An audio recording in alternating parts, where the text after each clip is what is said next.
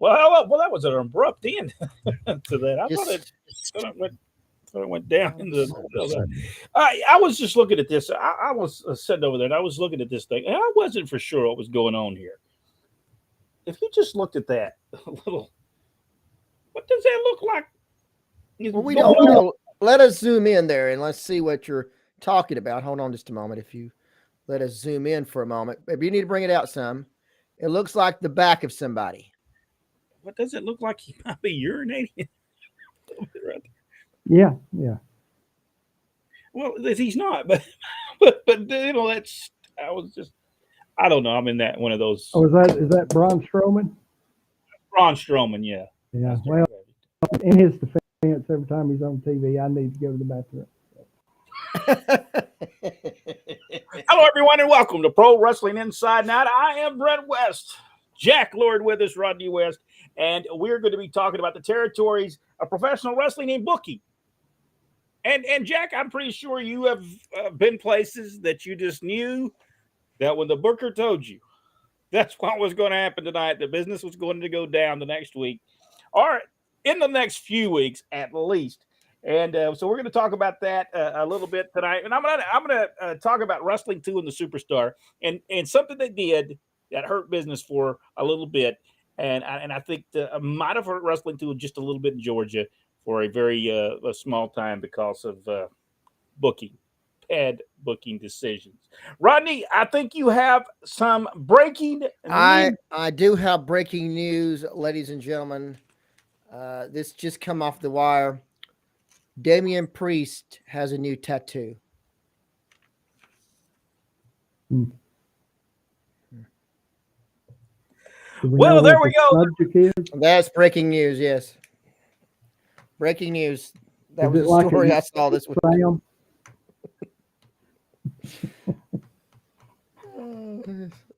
Mr. Wrestling 2. 2-2. They had that very robe was tore up on television, by the way. Mass Superstar. Britt, you know what? We should have picked up. I was watching that video the other day of two getting his robe tore up. We should have picked up every one of those stones that were all over the studio. We should have picked every one of them, collected them. Yes. Today we could have sold them for thousands of dollars. Wrestling 2 posted this photograph right here, posted on our Facebook page. I believe either yesterday or today. Not for sure which one it was, but here we go, Mr. Wrestling 2. I'm gonna talk about here just for a second. But Jack, do you have anything? Do you have any breaking news? I know you've not been feeling well, so I have completely taken myself out of the modern day pro wrestling loop for a few weeks now, so I do not have any news other than Tony Khan is still in business somehow, and Vince Russo is still an idiot. So. And he sent me a friend request too. Ah! I didn't accept it. But Which one, Tony Khan or Vince Russo? Vince Russo. Oh my! He's looking for friends. He needs you. let's start. Let's talk about territories and the booking of territories. And Jack, I think in 1978, I believe you were watching Georgia Championship Wrestling at the time when the Masked Superstar came to Atlanta in 1978. I think it was like November, right? Maybe October of 1978. Comes to Georgia, comes in there, really talks about masked wrestlers. They even talked about the Masked Assassins. Also talked about all the masked wrestlers that ever really wrestled in Georgia, and said he would be the best, and that every masked wrestler was going to be gone. Do you remember this, Jack? That was right before I got there because I started going to the matches in February of '79. Okay. Yeah. Roddy, you remember this? You remember? Yes, I do. Yes, it was very. He never really said the name, but everybody knew who he was talking about when he said Georgia is not big enough for two masked men, and everybody should have known exactly what he was saying when he first got there. And then the next weeks they started building up the Cobra Hold, and tremendous talent. And like I said, everybody knew who he was talking about when he said Georgia is not big enough for two masked men. Ole Anderson is the one that brought the Masked Superstar in. He was the booker at the time.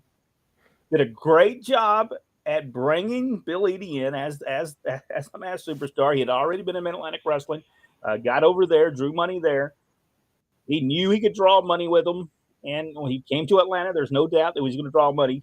Starts out and wrestles against Mr. Wrestling 1 in Atlanta.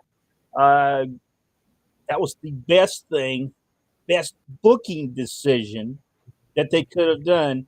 Not put him on Wrestling 2 at the beginning, because at the time Wrestling 2 was over more than Tim Woods was. He had been there since 1973, and Tim Woods really didn't want to be there. I think Wrestling 2 was the reason he ever came back. I don't think he ever wanted to wrestle, but he comes in, he goes against Wrestling. Plus, he teams with Stan Hansen and goes against Tommy Rich, Rick Martel, which were really over at the time. Kind of helped Masked Superstar get over. Great booking. Wrestling 2 and Superstar.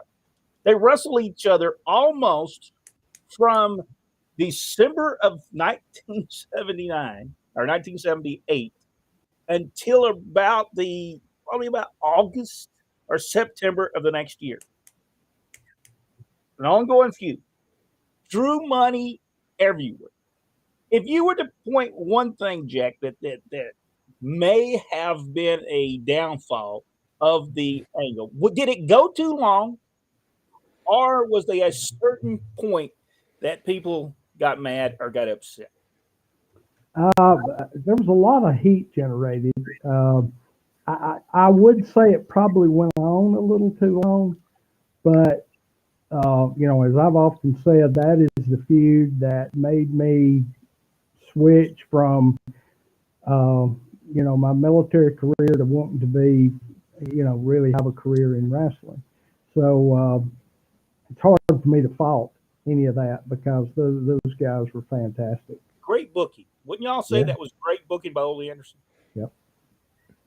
One thing that I think that maybe the difference between booking, and Rodney, we talked about this before, Jack. We talked about this way the booking was done at this point in time. Augusta, Georgia ran on Monday nights in Atlanta for the Atlanta company, Georgia Championship Wrestling. And that was the night that Ole would make sure he rode with somebody, whether it be Masked Superstar, whether it be it always have to be the heel, because there wasn't going to be a face baby. And Dad would be the one that would ride with Wrestling 2, or Tommy Rich, or Rick Martel, and they would get together and tell them what they had in mind for an angle or a program, and get their take on what needed to be done. When you talk about today, Jack, and they talk about like Freddie Prinze, for instance, and Rodney can tell you what's going on with Freddie Prinze, because you took about it. But they believe that today that you could be someone's friend.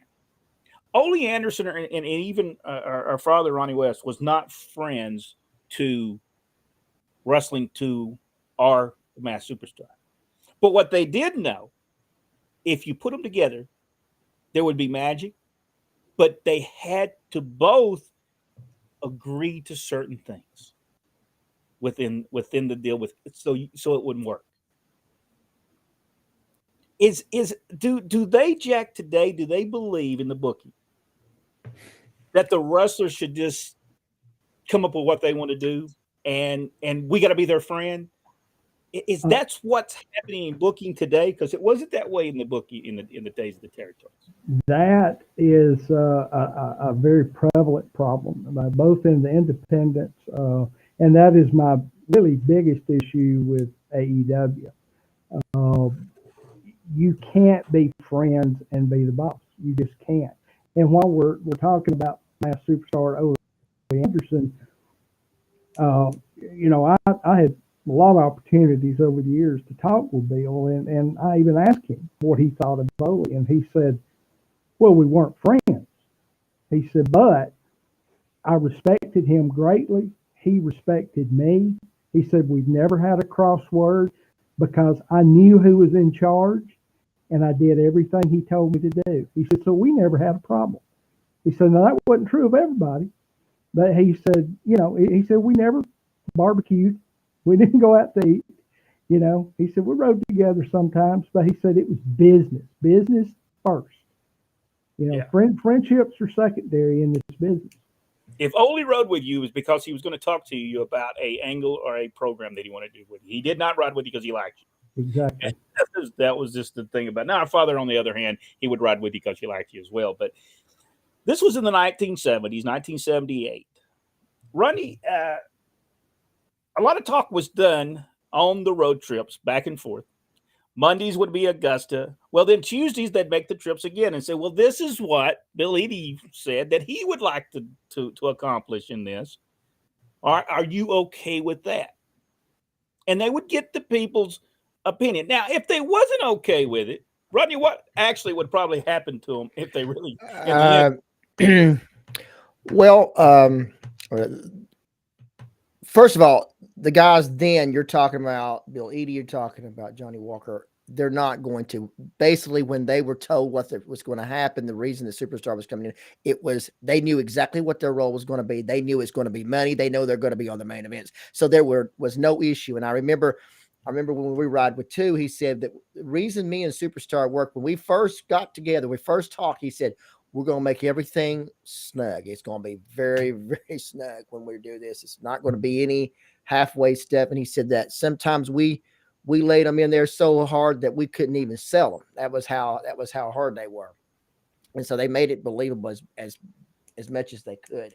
But no, they were not going to be any issues with these guys because they were complete and total professionals. They knew what the program was going to be. They knew it was all about putting butts in the seats and making those big checks. And I can just imagine what those checks were looking like with him, with two and Superstar. And it no matter how many times they did it, it was always money. And that's the key though. It's not for, in my opinion, a lot of what's being done in the wrestling today is not being done for the better of the business, but what's in it for me. Yeah. And that's something that is completely lost. I mean, we go back and we talk about Lynn Rossi as well. He would see wrestlers come in to work for Nick Goulas and he would say, hey, I'm going to work something with him today. And he said, because we're going to make some money. And so it was always about how to put people in the seats, how to get the crowds in there and put together one of the best shows that they possibly can. And not particularly about what's in it for me. Jack, in the matches that you watched with Wrestling 2 and the Superstar, did you ever leave there going, man, that wasn't even real? That was just horrible. No, not one time. But I'll say that there were few times anybody ever made me think this ain't real. It was just a different era where there was more. But it wasn't just pride, it was self-preservation. Because, the promoters and Georgia were not going to put up if you were lax and you were missing punches this much. I sure was not. So you went out there, and if you couldn't work a punch, make it look real, then you better be punching for real. This is true.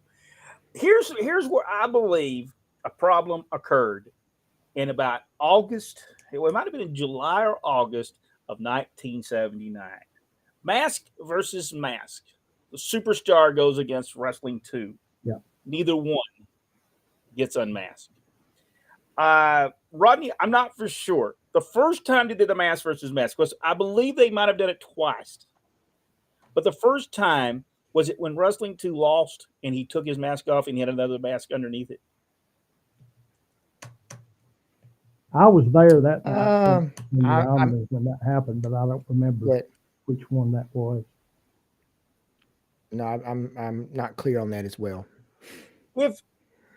Did that hurt Georgia Championship Wrestling's promotion by someone not unmasking and revealing someone? Was that a bad booking decision?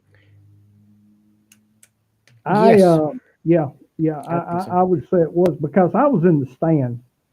So, I mean, it got a pop, not a normal, huge Wrestling 2 pop, but I heard a lot of people going, they were disappointed.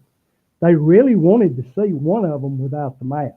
I mean, primarily Superstar, of course, but at the end of the day, I didn't get to see either one. Did that hurt, Rodney? And we were there. Did that hurt Wrestling 2's credibility a little bit in Georgia?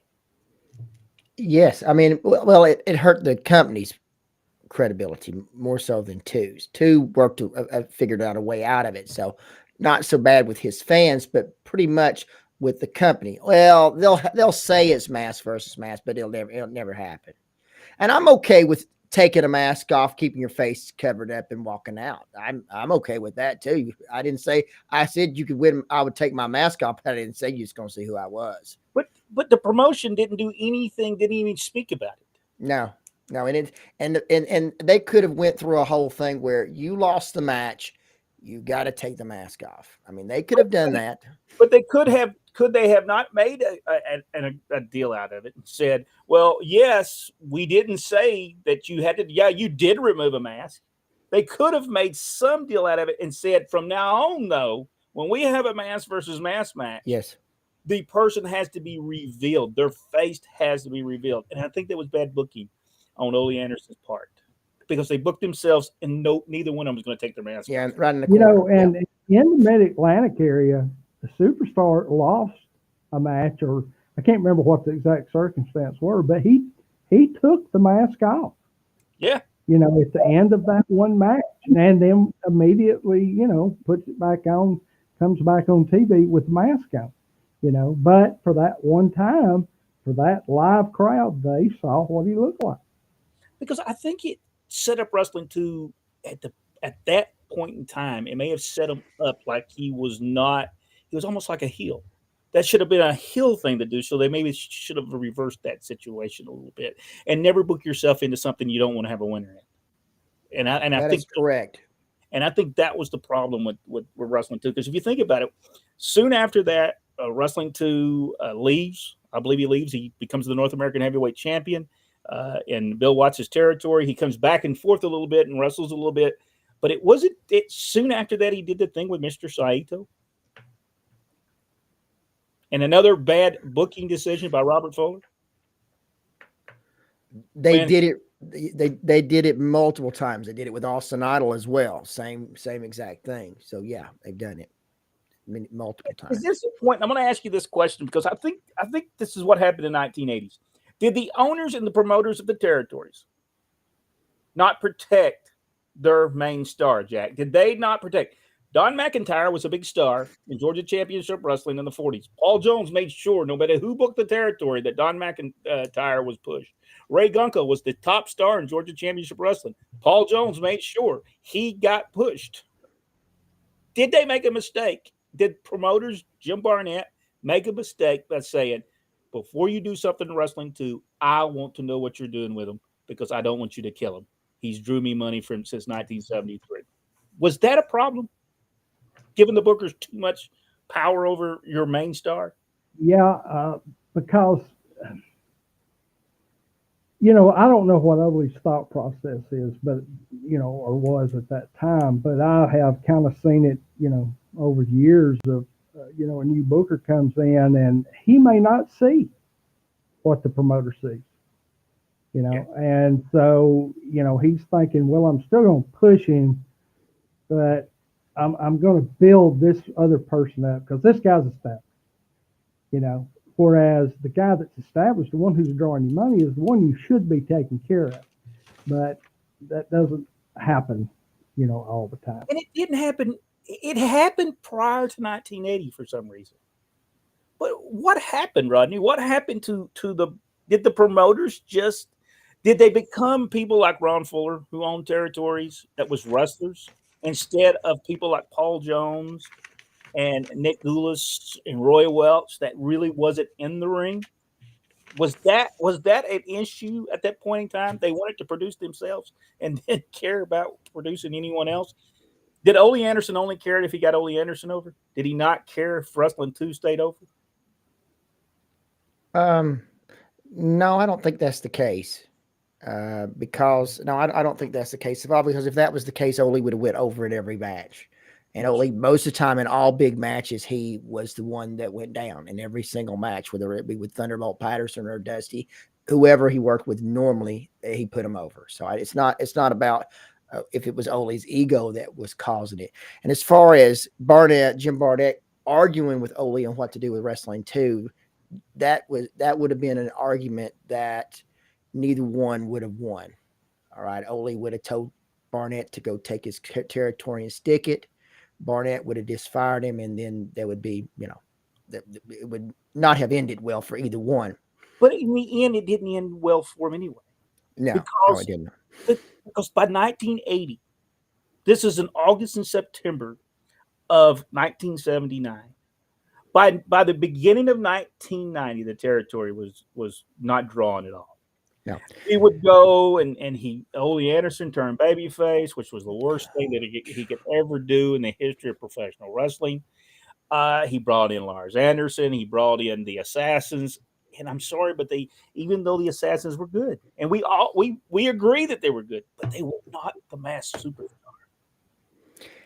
You know what I'm saying? There was not. Well, Dick Lanza was not King Kong Moscow. Well, what you're saying though is look at the way they developed the Superstar and how long it took. I mean, they took him from the beginning. The Assassins just came right on in, but nobody else was given the type of development that Bill Eadie was given.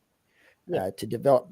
Of course, now, Bill Eadie was a tremendous talent. Okay. That all you have to do is give him TV time. He knew what to do. And then the getting over the Cobra Hold was essential to the entire thing, was absolutely essential. And so they did everything right. Everything else after that was Austin Idol was kind of done the same way, where they were getting over the Las Vegas leg lock. But most of them after that, they did not take the time to get them over. In a way. 1979, Jack, and I want you to remember this and see if this bring you back. Bad booking decisions. Ole Anderson, 1979, the end of the year. Austin Idol has $1,000 leg lock deal. Mm-hmm. Hulk Hogan comes in as Sterling Golden. He has the golden squeeze. $1,000 break. Mm-hmm. Cobra Hold, $1,000. What was happening with the booking? There was bad booking decisions there because they were doing the same thing with almost everybody. Are we just looking back at something but did they not see that they were doing the same exact thing with people? No, and that was a tendency of a lot of promoters though, is, hey, this idea worked for this guy, so let's just do it with this guy and people will forget about this guy doing it. Well, they were doing it at the same exact time though. Well, Well, if you remember, Gordon said that on one of the shows. He said, we've got a lot of money running around here now. We got Sterling Golden with the golden squeeze with $1,000. We've got Austin Idol with $2,000 for the breaking or the reversal of the Las Vegas leg lock. And then we got the Superstar, which is up to $3,000. So there's a lot of money out here for these holds for anybody who wants to break them. I think Gordon, in a veiled attempt, he wouldn't say that directly to whoever he would have said that to Ole, but he said it to the entire nation when they were watching that. Hey, we've got a bunch of people doing the same thing here. In 1980, when Ole Anderson leaves as booker, he leaves sometime in the 1980s. I believe, did he not leave and then come back as a babyface in Atlanta? Did he not leave and go to the Carolinas and then come back as a babyface? And that's when he turns on Dusty Rhodes? He does leave because the Russians hurt his arm. Koloff and Smirnoff wrestling all together at that point. So, well, no, he goes up. You're right. He goes to Charlotte, but he also goes up to Knoxville and he works up there on the southeastern end for a while. And then he comes back, remember, and I think that's when they did the Avengers thing with Smirnoff and Koloff. But nothing, when you do things like they did with the Superstar Wrestling 2, how long does it take you, Jack, to overcome that? A while. I think it took Atlanta. I don't know if they ever over. You got to remember, 1979. That was the year Dusty Rhodes gets jumped in the parking lot, correct? That's the year they cut Tommy Rich's hair. Am I right about that? It was I think 78. That was 78. It was 78 that happened. Yeah. All of that happened in 78. 78, 79. Mm-hmm. They do a lot of that stuff. and Superstar versus 2 round 1 in 78. Then they pick it back up in 79 again. Yeah, and then they pick it back up in 1980 Mm. again. Draws again. Now it did draw. Now I will give you it did draw again, but I don't think they ever made the mistake and did mask versus mask again. I don't think that was ever done again after that. We'd have to go back and look at the history of it because I did look at 78, 79 to see when they did the mask versus mask match, and I could not find the one in the Omni, but I did find the one in Augusta. But I do know they did the one in we got a program somewhere. Wrestling 2 versus Wrestling 2. Rodney, booking decisions. Jim Barnett should have stood up and said this has been done too many times. Should have, yes. Should have. But again, he's not going to step on his people, unless he's going to get rid of them. But you're right. And of course, now he took Barnett took a more hands-on when he went to Ohio, West Virginia. Everything that was done in Ohio, West Virginia, and Michigan was approved by him. They came to his hotel room. They went over the entire everything that they were going to do for the shows for all that week, and he approved it all. But if the promoter doesn't set with the booker, the guy that owns it, the guy that promotes it, and doesn't tell the booker, we did that last year, don't do it again. Yeah. Is that insulting the booker, or is that saying that's been done in Georgia before? And don't do it again. I mean, and if the guy don't like it, it's going to be bad for business anyway, so fire him. I think the promoters quit putting the time in. If okay, this is my opinion of something, and I see what you think about this, Jack. I don't get your opinion. If Ron Fuller did an angle, and Robert wasn't working in the territory, and this is Southeastern Championship Wrestling, and then Robert comes back and Ron just leaves and goes to wherever he goes and never watches the TV show. And there's no one to stand and watch and say, we just did that angle 6 months ago and you're doing it again. Do you kill the wrestling business? Do you kill the territory because someone didn't want to say, no, you can't do that. We just did it. Yeah, totally agree. And I think that, as we experienced, was a big downfall at Continental. Yes, because they would do that. Bob Armstrong, even he would be gone to work in Georgia, South Carolina. Well, he would come back. Nobody was there to say Ron Fuller did not take the initiative to be there enough. And that's the reason that company did not survive. It did have nothing to do with Vince McMahon. There was not a Nick Goulas. There was not a Jim Barnett that was there from 1970 and made sure from 70 to about 78, made sure that stuff was done correctly. Something happened in the 80s. And I don't know what it is, but the booking was bad. Rodney, and part of it, we have to remember now, 79, Ole was there, but Louis Tillett, whatever his name is this week, was actually the one booking. Yes. He was actually the one booking and actually did the Austin Idol Wrestling 2, which was just done with Austin Idol having the fake twos the year before that. Just like I said, just got through doing the same thing. So was it detrimental, even though you had a booker, was it detrimental to the Yes, he should have. On the booker. No, you cannot. Sure. And when we said it at the time, well, that's the same thing that just got through happening. This is the thing that Georgia never recovered after 1980. And part of that is because of the talent situation as well. The like you're saying, you had the superstar Ole and Ivan, the people that followed up.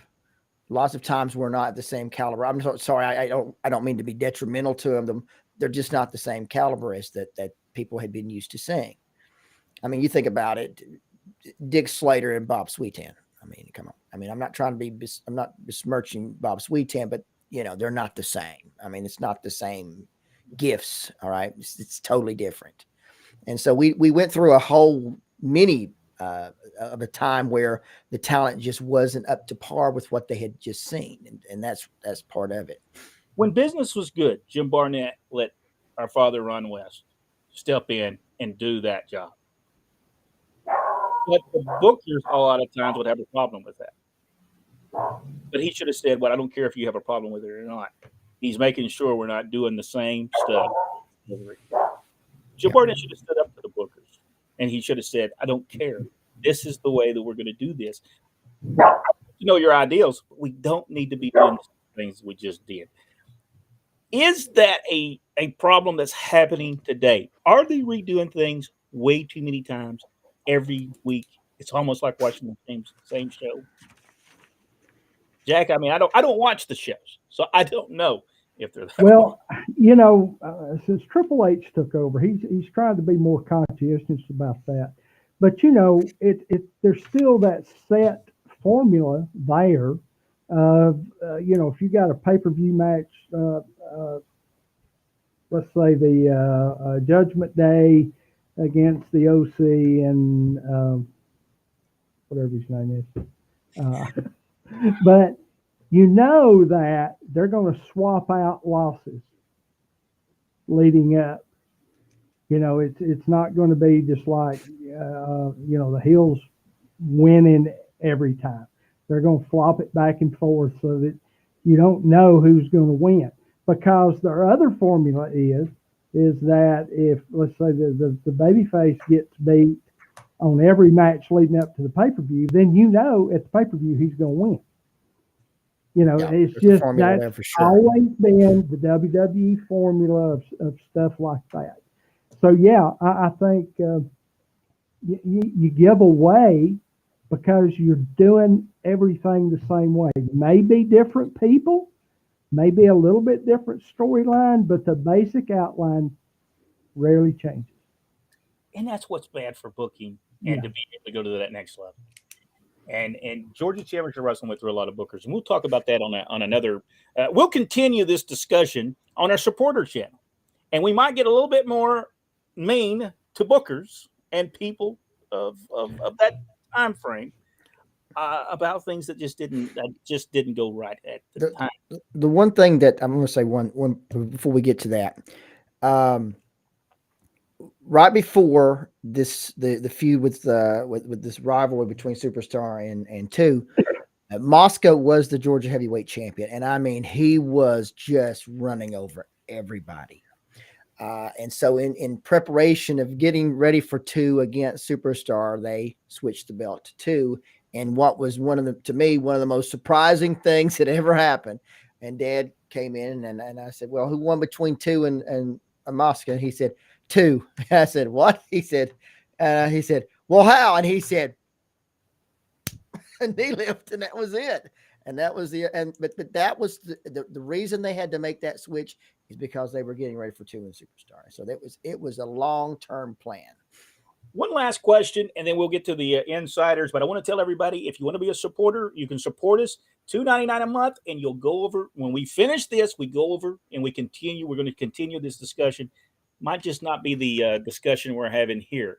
I was going to ask one more question. I don't remember what it was now. Well, I guess we'll just go. I guess Insiders got some really great stuff. Let's go to the insiders, and maybe I'll pick that up and figure that out here in a minute. Brian Young is with us. I think Brian Young is recovering from being sick as well. Hey, all. I missed you guys. We missed you as well. Kevin Penley is with us. Kevin Penley said, "Hi, one and all. Good to see Jack back." Hello from the Mid-South, Carl Smith. Richard Hood is with us as well. Richard, how you doing? Wendy Harkins is with us as well. And she said, "Welcome back, Jack." Charles Bellflower, seen a lot of things in Georgia. Charles Bellflower probably can chime in. I have got the second part of Georgia before Georgia Championship Wrestling done, and we'll be doing that in maybe next week. Donnie Hester is with us as well. Bama Wrestling. Hello, everyone from Bama Wrestling. Let's see. Glenn Allen Shelton is with us. Jeff Dobbs. Welcome back, Jack. Good to see you're doing better. Mickey Mayfield. This seems to be only on YouTube tonight, not Facebook. I believe it is on Facebook. I'm watching it right now on Facebook. Brian Young, let's see what he's got to say about this. He says, I am sadly one of the least entertaining territories growing up, New York. But I got to watch New York, Toronto, Georgia, sometimes in Detroit wrestling growing up in the 70s. I'm pretty sure there's more to that. I'll just have to see what it says. That's what it says. All right. Kevin Penley. I like Rodney said last week about ring announcers. They should do it like Finkel, Rodney, Mike Jackson, not like you're having stomach problems. It's awful. I noticed it wasn't so bad last week. I did notice that. I did hear some of the ring announcements. So you're right. It's that, like you're saying, stomach problems. It's like they throw their words out or something. Just throw the words up or something. It was just. Now, Jack could probably be the only person who would know about this, but for 3 weeks he's not been feeling good. So he probably has. Certainly didn't want to hear about modern day wrestling. That make it even sicker. WWE released 5 NXT developmental talent today. I did see that news, and they listed all of them that were released, and I have no clue who any of those were. None of them had ever really got any kind of a push, and that goes to their policy of 90 days. If you're not making significant improvement, then you're gone, and we're bringing more people in to see how they do. And that's just good business. And fans today, especially the internet wrestling community, they don't understand that. That's the way it was back in territory days. If you come in and did use in a short amount of time, you were out the door. Yeah. Yeah, you did not last if you were, for instance, Jerry Roberts was never pushed. Jacques Rougeau was never really pushed in Atlanta, but he was good enough that they kept him for over a year in the first or second matches. And that's how good he was in that position that he was in. He knew he wasn't going to go any further than that. I think it was a mistake that he didn't go no further than that, because I think they could have drew money with Jerry Roberts in Atlanta, but that's a different, that's a good another booking decision that was made by Ole Anderson, because I don't think anybody else was there when he was booked. Robert Fuller might have been there at the end of it. But great to have you back, Jack. Keep feeling well, from Donnie Hester. Kevin Penley, how many years have the West brothers known Jack Lord? 30 something? 1986. Yeah, 30 something, maybe. Mm-hmm. I think so. However many years from 1986 today, 2022 is, however long that is. Michael Barr, hello all. Stuart Kemp, booking is very easy when dealing with some people. They don't understand the betterment of the business. It's those that always want to keep all their stuff in. On the news front, my wife, I did not know that. I am sorry to hear that. Man. Yeah, let's I'll try to put that on our Facebook. Hate to hear that, Stuart. Let's see. Rick Brooks, hi guys and everyone. Sorry for your loss from yes, we our prayers go out to you, Stuart. Sorry for your loss, Stuart. Mako, what's causing all this? Well, we're talking booking. We're going to be talking about booking for a while. We will talk about Georgia Championship Wrestling next week, part 2, before Georgia Championship Wrestling, because I don't think Georgia Championship Wrestling was called Georgia Championship Wrestling until years later. I think it was called like Big Time Wrestling or something for years. I don't know that they called it Georgia Championship Wrestling. I think that was in 1970 something when they started calling it Georgia Wrestling. But I could be wrong about that. But I cannot find any place that talks about Georgia Championship Wrestling and Georgia Championship Wrestling until sometime in 1970. It's like 71. Prayers go out to your Stuart from Michael Barr. Brian Young, the masked wrestler, all pale in comparison. That is true. Prayers to you, Stuart, as well, from Glen Allen, Shelton, Wendy Harkins. Also, my family has been praying for you and your family. Kevin Penley, I think hands down the best masked wrestler was Jody Hamilton. Very good. I like Jody, but I still say Wrestling 2 was the greatest masked wrestler. Then right after that, Masked Superstar. I have to put. And even though Don Jardine, I didn't think was the greatest wrestler in the world, he had a presence that was unbelievable. Y'all agree with that? There was just something about the Masked Bullet that was just, he terrified me for some reason. I don't know why. It was a combination of the claw is though that ability to come off the ropes like he was doing. He basically used the ring, the ropes as a partner. It was quite unique, no doubt. And I understand the Mask Infernos. The original Mask Infernos was really good too, as we see a picture Jack put together with us with JC Dykes. It's sad we do not have any. I mean, there's very little footage of the Infernos.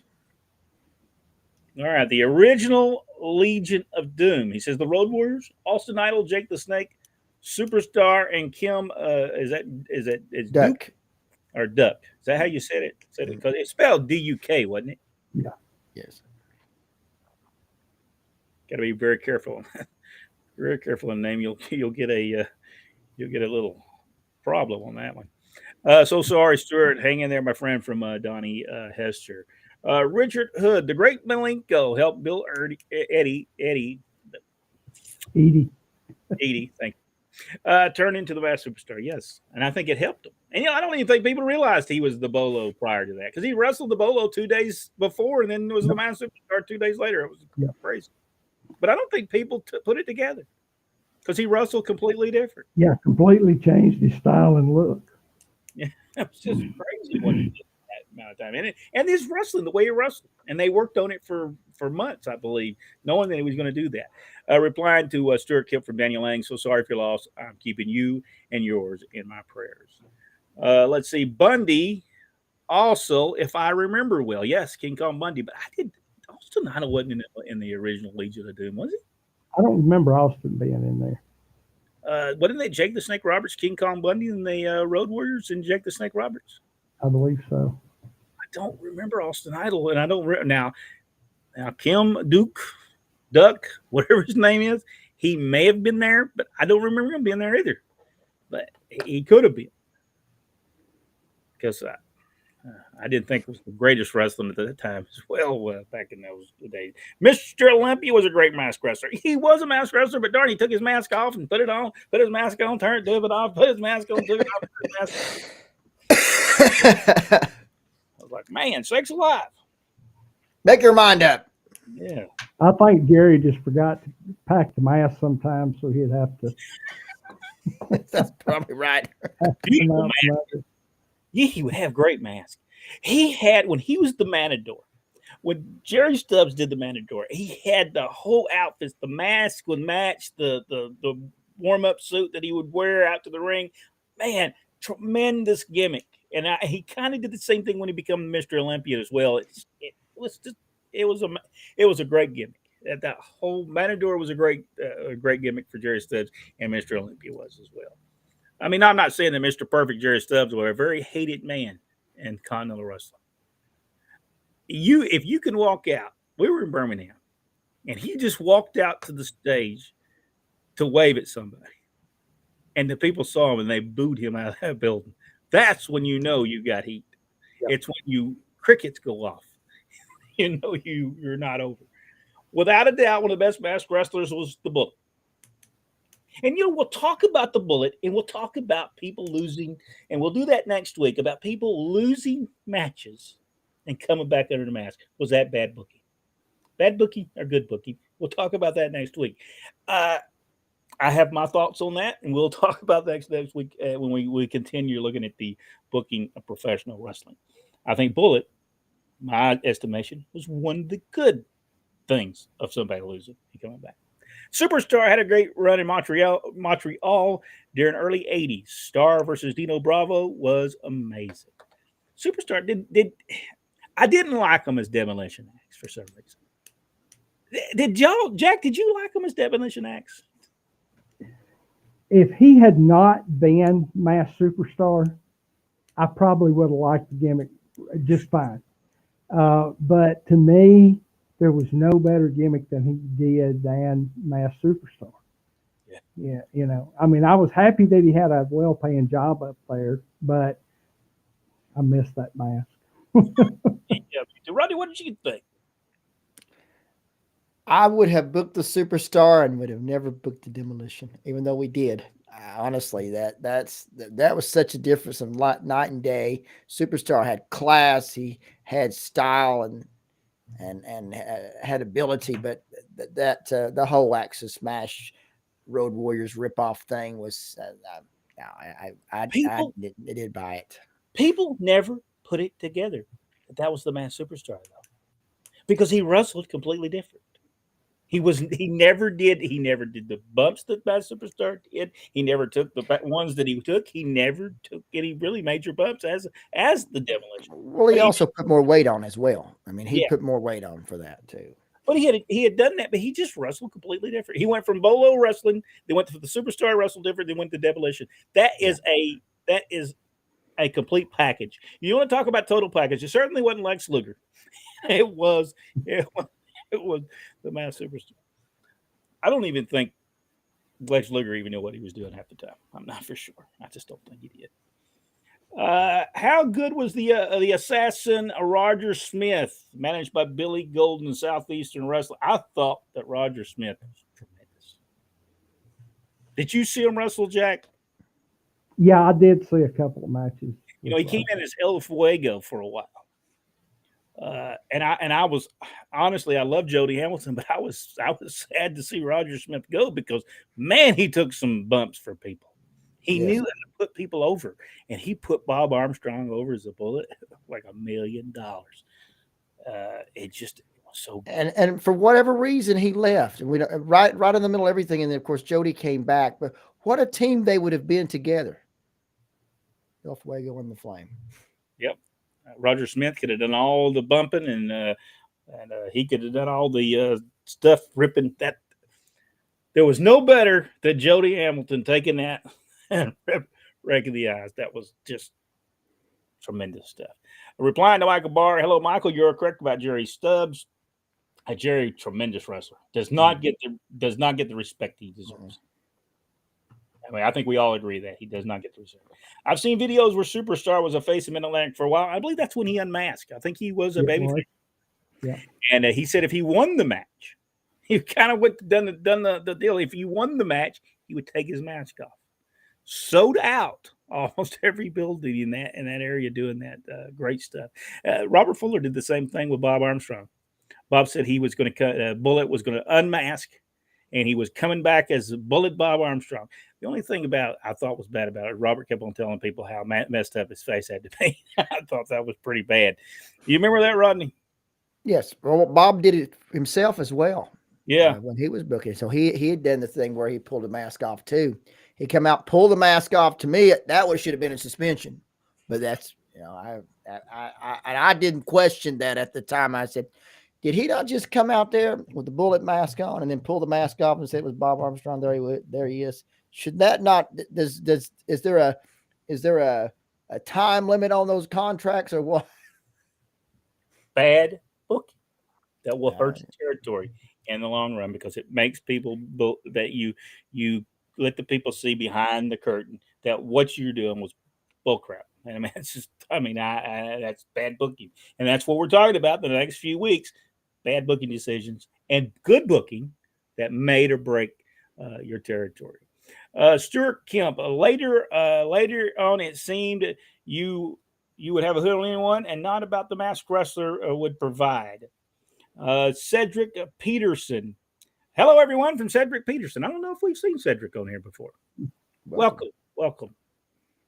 How many rings did Georgia Championship Wrestling use for house shows? Well, they had a ring in Augusta. They had one in Macon. They had one in Columbus. They took one, I guess, to Albany, Rome, Athens. I guess they had one in Atlanta. I know they had one in the Omni for years. And I think the Omni ring was heavy. I think I remember people arguing about that ring being heavy. They had one that was on the ring truck that would go to the spot shows when they run a spot show. So they had a lot of rings there, didn't they? Yes. Most of the regular house shows, the regular shows they had a ring there. There was no transporting them. I don't remember back in the day they called them house shows, but maybe we just didn't use that terminology. But I don't think in the territories, I can't remember them using that. Where regular towns, I remember using that's our regular towns, but I don't remember using house shows in those days. No. Could have. Michael Mickey May Jackson microphone was cutting in, and I noticed it was coming in, but I think it's back on now. We'll turn it up a little bit and see how that There does. you go. Yeah, she's coming. The worst masked wrestler was the fake Mr. Wrestling. I thought Joe Powell did a good job at that thing. Didn't you think that he did a tremendous job at wrestling too? It wasn't Yeah, bad. I mean, his I thought body he did. wise and stuff. He at first, of course, we questioned it the first time we saw him. Did we not? We told Dad. I said, I said, I don't think that was the real Wrestling 2 on TV today. He said, no, it was. I said, no, no, that was a terrible knee lift he gave. That wasn't the same. And Dad was swearing, no, that was him too. I said, no, I don't think it was. We don't think it was. That knee lift was not right. He missed him or something. Joe Powell, though, wrestling too. But Dad tried not to smile every time he was trying to do stuff like that, pull one over on us. He would have that tried not to smile. I'm sure you've seen it before when he's refereeing and he's trying to keep from laughing. And that was what he was doing when we were saying, oh, that was not the real Wrestling 2 on TV today. Tony Richards is with us. Tony, how you doing? One of our new supporters, and we thank you so much. I think it makes a difference on how people are brought into the business. Back then, people were brought in very selectively and slowly, and that was good for business. Today is different, and I don't think they're trained the way they were. There's a saying that goes around now that wrestling is for everybody, to which I say, well, tune in to the after show and I'll supply you with those words. Best mass tag team Doom. Never did. Oh, man. Oh, my something's going on with me. Let me get a drink of water. Best mass tag team was Doom. Never did figure out who those guys were. I never understood why they was called Doom and they would put a mask on. Ron Simmons was an All-American from Florida that people would have knew who he was. And Butch Reed had already been used everywhere. In Georgia, why did they ever? I never understood why. I think they would have had much better name recognition without the mask from the get-go. They took the mask off of them, but still, it just made no sense to me. I think it was a Kevin Sullivan idea. Well, let's remember, these are the same folks that brought Rick Rude in under a mask that first time. This is true. I am locked up for some reason. Maybe this will move here now. Good evening, guys. Have a great show from David Bias. I know David's been having some issues, so we like to send our prayers out to him, too. I think he's been having some. Can't believe it's been 10 years ago since we lost Brad Armstrong. Yeah, that was so good. And we'll talk about that. We've talked about it in length, but we'll talk about that one time. That it was never Brad Armstrong. It was the bookers that didn't know what to do with it. The worst match wrestling was the Black Scorpion, Ric Flair. Well, I thought it was a great angle up till the payoff. Yeah, it was a good build up. It was the reveal that was the disaster. And as we said back then, anybody but Flair. Anybody. Yeah. Michael Barr, I've heard that Mr. Wrestling 2 could leave an arena with his mask on and make a pit stop and not get caught. Jimmy Carter's mom even liked Mr. Wrestling 2. He would. We rode with him from about 1978, I think it was, until 1990 when he would not take his mask off sometimes for 30 minutes. And would go into the storage in Georgia Championship Wrestling with his mask on. Dad said, "You're certainly not going to go." And he said, "Well, who don't know who Mr. Wrestling 2 is in Georgia?" And he was right. And he was right. Yeah, they didn't say a word to him when he walked in the store with his mask on. They would go, two, and he would sign the autographs. And they stopped at the same stores every week. So, did Bill Eadie take his mask off in Mid-Atlantic? Yes, that's where he took his mask off. But he didn't take it off and leave it off. Right, Jack? He just took it off, put it right back on in the ring, and continued going as the Masked Superstar. Very smart idea. Now, probably kill a gimmick off for anybody ever want to take his mask off. But at that time, he's a babyface. Nobody really wanted to have his mask took off. So, remember, I am not sure what's going on with my computer, but Mickey Mayfield. Remember, Tim Woods wrestled with and without the mask? Yes, he did. And that would lead to Wrestling 2 in 1974 upset at him because he did do that and didn't take pride in his mask, if you'll remember. That was their whole fight in 1974. Ole had a tendency to sometimes book himself in the corner with no way out. And he just shrugged his shoulders and expected the fans to forget it or let it pass. That happened in the wrestling business too much, and they did not forget. Am I correct, Jack? People did they really did they think the fans just would forget about what happened? No, and you know, as magazines started covering too, like when Tommy was gone for a little while and went back to Memphis and worked heel there. When it hit the magazines, I know there was a lot of fans disappointed when he came back. Yeah. Because they fully expected him to be a heel. And he actually had to address it on air. Yeah. He never got over again in Georgia like he was before. No. Because they could not envision him. Even if they didn't see it in person, they heard about it. And they just couldn't buy it. And I think the thing is, well, if he did it there, what if he does it here? Yep. And he just never got over it again. And that's sad. I mean, he was still over, but not to the extent that he was prior to leaving. And part of that was whoever told him to stand out there crying. I let the people down nonsense, basically giving up. Nobody likes quitters. Nobody likes quitters. There's a magazine that shows Mr. Wrestling 2 holding Jimmy Carter in a headlock. Just a photo, yes. Jimmy Carter loved Wrestling 2. He wanted him at his, but he wanted to take his mask off, and Wrestling 2 told him no. In Memphis, they promoted Tim Woods as Mr. Wrestling in their programs, but it was Dick Steinborn under the mask. Well, was that Nick Goulas? It's possible. Yep, you're right. It was. If that was Nick Goulas, that makes a lot of sense. The grappler, Lynn Denton, told us he forgot to take his mask off after wrestling, got pulled over. The cop thought he was going to rob a bank. Now, how did he forget to take his mask off? Vice TV Tales from the Territory is great. I have not. Have y'all watched the other ones? I've only watched the one. Yeah, I've watched all of them up till tonight's episode. I guess there's one tonight. I did not watch it because I already knew the whole Andy Kaufman. I'll just be honest. A lot of these guys are still trying to kayfabe, trying to deny or overemphasizing. Well, let me just say it plainly. They're doing a little bit of lying. Oh, about some of the stuff that went on. So. Kind of like sounds like Ken Patera still was denying he threw that rock through the McDonald's window. I mean, they're not going to go back and get him again. So he's okay with that. I did have issue on the heavyweight belt. I wanted a surprise on it one time, and the champion put up a power play. It just looked silly. I understand. David Bias, I have a friend going to wrestle his last show this Saturday night in Dunlap. He was retiring.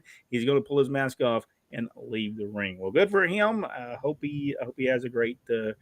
I hope somebody in that promotion goes up there when he lays that in the middle of the ring, goes up there and picks it up and puts it on.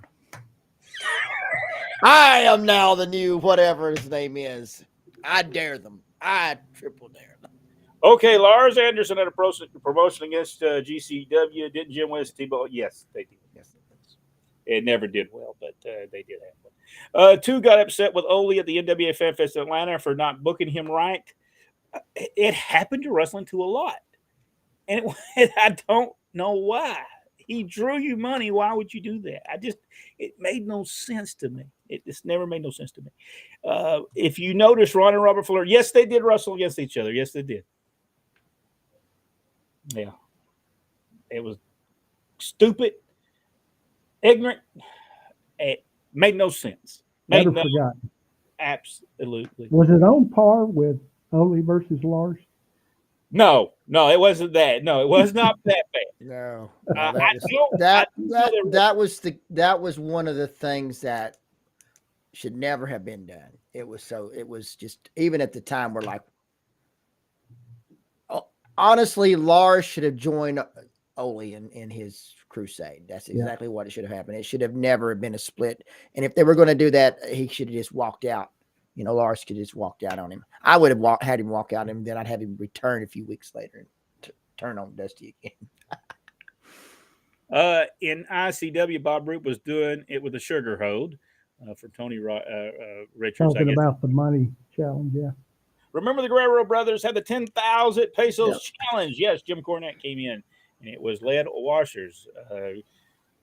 So Ronnie West and Carl Fergie, referees of note, and they actually did an interview during that whole thing talking about the lead washers. I thought too was going to turn heel back in '81 when Tommy Rich got a trophy for the most famous wrestler, and probably should have. Yep, that was the plan. That was the plan. But for whatever reason, at the last minute, Two had it. He let right up to the point. He had it in his hand, and he handed it back to Tommy, and that's as far as it went. There was talk. There was serious talk about that. Michael Barr, seems like they were all trying to copy Ric Flair's figure four, which is no doubt his patented move. Was he doing the figure four back in the 70s? What, Flair? Yeah, in the late 70s. I guess he was. He was doing that revert. He was doing the backwards, the unorthodox figure four.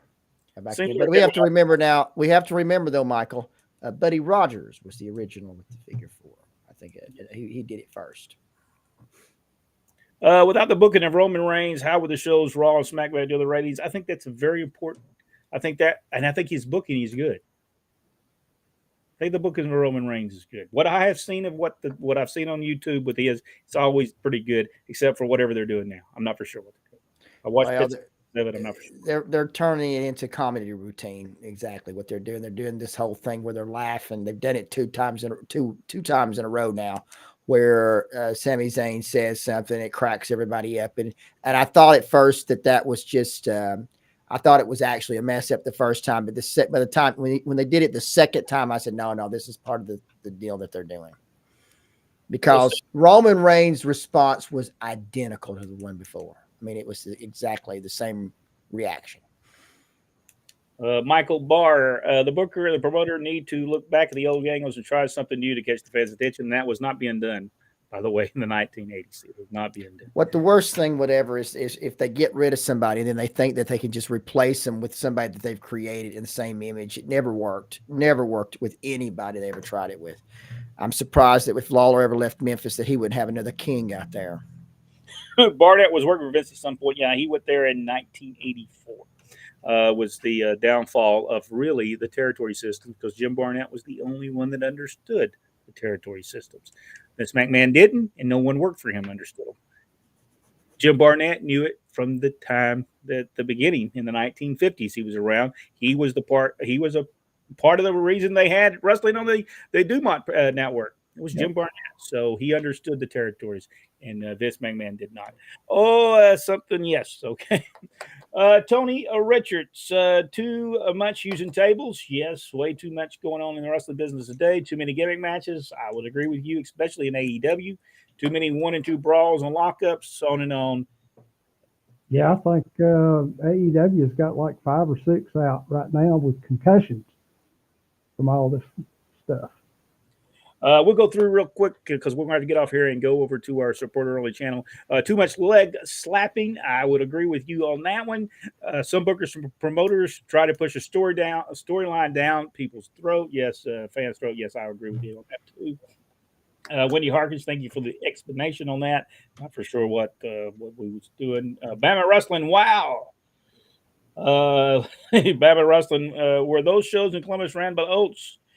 They were called GCW2. Was it? Yeah, those were. I think Jerry or somebody associated with him had gotten the trademark for GCW in later years, and they ran for quite a while. Had some really top-notch shows there, but ultimately, I don't know if there was a business falling out. I don't remember exactly what happened, but anyway, they folded, and now there's another group that has attained the rights to Georgia Championship Wrestling, and they run somewhere around the Atlanta area, Bankhead, somewhere around in there.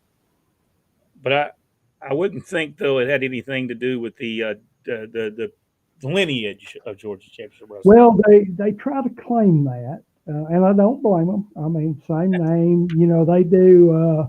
I think they have the 605 podcast or something to go with it. I don't really remember for sure right now, but they do honestly try to give a good event every time they do a show. Charles said in the 60s, the Atlanta TV show on Channel 11 was called Live Atlanta Wrestling. Not sure what the entire organization was called. I cannot find any place until the 70s that it talks about Georgia Championship Wrestling.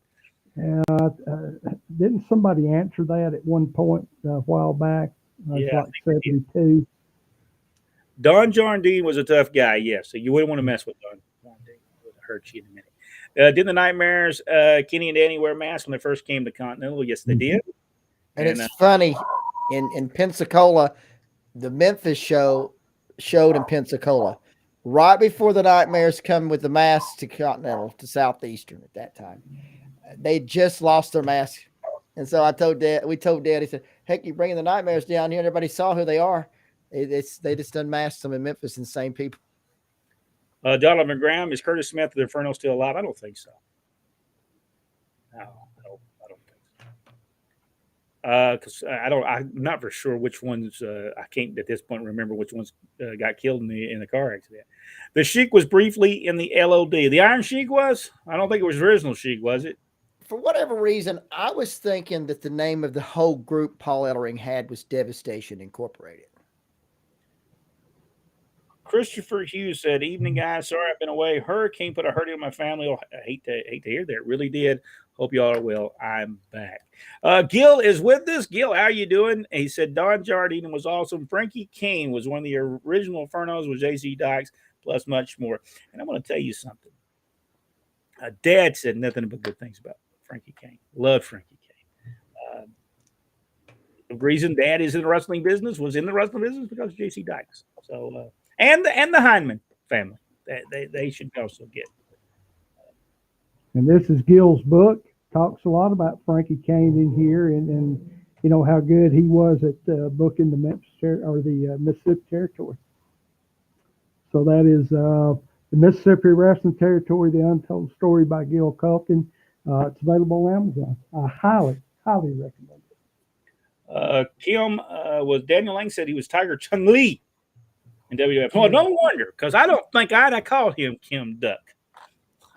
Well, every time they would say his name, everybody would kind of lurch down. Austin was not in it. I didn't think he was. Richard Hood was Darjean in the original Legion of Doom. He could have possibly been. I don't remember though. It could have been. The Wrestling Pro was the best masked wrestler in the Gulf Coast area. That solid white mask was stunning. Let's see. It was over big time. Jake Bundy and the Road Warriors with Ellering was the Legion of Doom. And Bundy, you remember, he didn't want him in the Legion of Doom, and he talked bad about him on television. You almost had to be written. Stuff had to be written out to understand that angle because it made no sense whatsoever. You didn't get why Bundy got mad at him. It was they eventually explained it, but when it happened, you were like, "Hey, why did Bundy come out and do that?" Georgia champion, is Rodney hitting these? I'm guessing he's hitting No, I'm not messing with him. Am I hitting them somehow? I'm not messing with him. I am. I'm having problems, so we're gonna have to get off here because of not me. I'm petting my dog. Something's going on here. I don't. The thing is a little crazy. So if we didn't get to your deal, something is going on. I cannot go no further. I don't even know if I can get this off of here. No,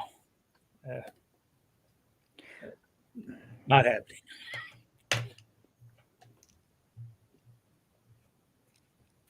I'm going to sneeze. Well, I finally got that off of there. Jack, anything we need to talk to the people? I did not hit that. I'm not hitting this stuff. I don't know what's going on. My hands are over here.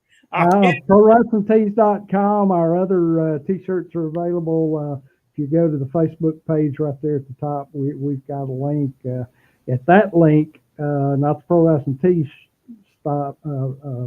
website, but the other one, we have much more than just T-shirts. We got coffee cups and cell phone covers, all kinds of stuff like that.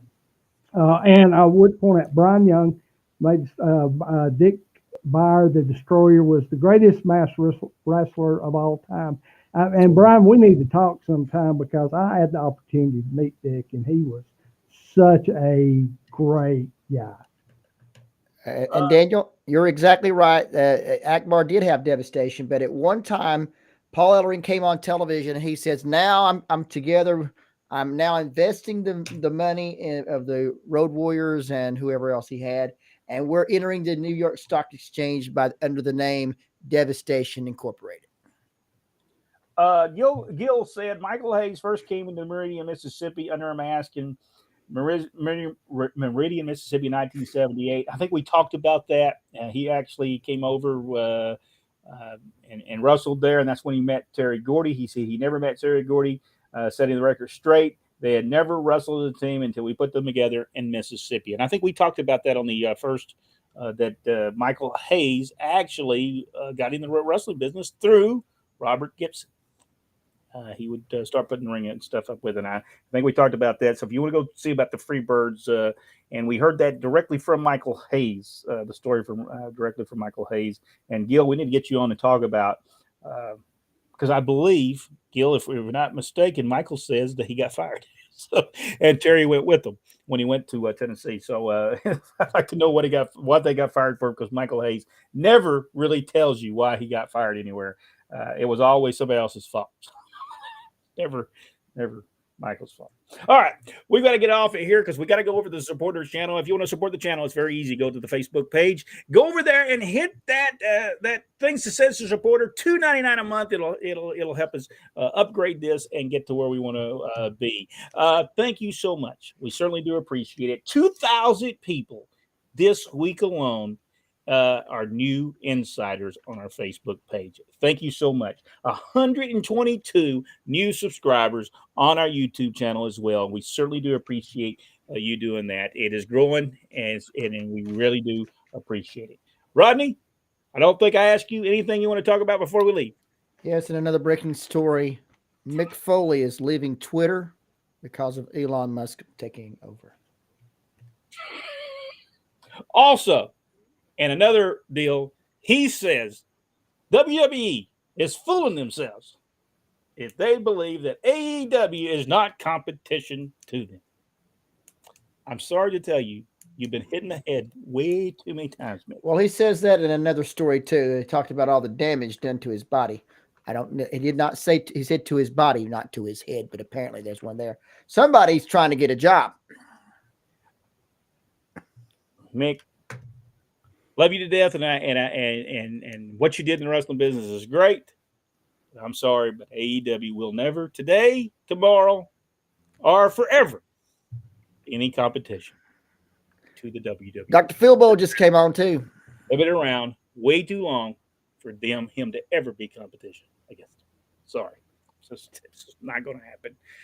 Thank you so much. We appreciate it. Now we're going over to the supporter channel, and you don't know who we're going to knock on this one.